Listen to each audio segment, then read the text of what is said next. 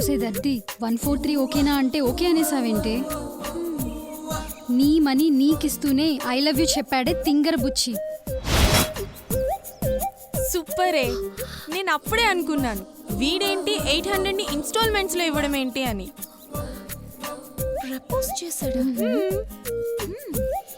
Very interesting. ఏంటి నీ బాడీలో కూడా వైరస్ ఎంటర్ అయినట్టుంది. హే పోవే.